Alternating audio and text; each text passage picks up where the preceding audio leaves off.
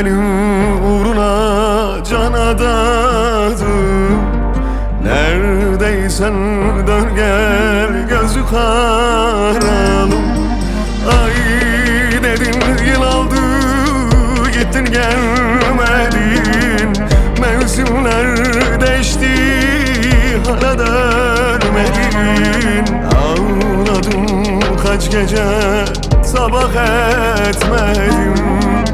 Yokluğun başıma ferman ceylanım.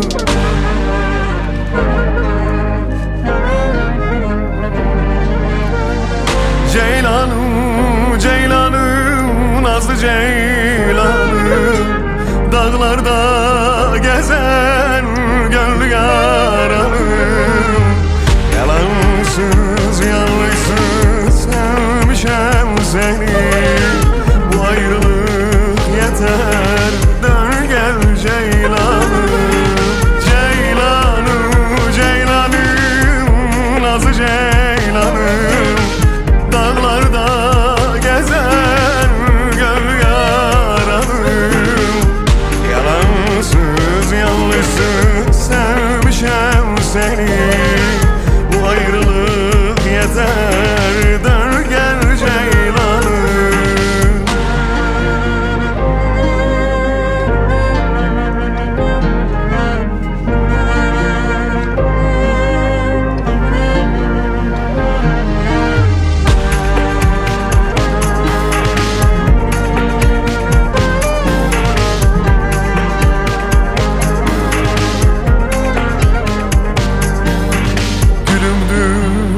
Koklamaya doymadım. Yar deyip bağrıma basamadım. Neredeysen dön gel gözü karalım.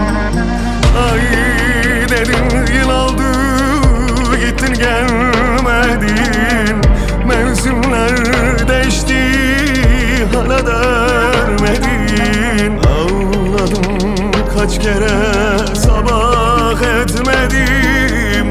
Yokluğun gönlüme ferman ceylanım.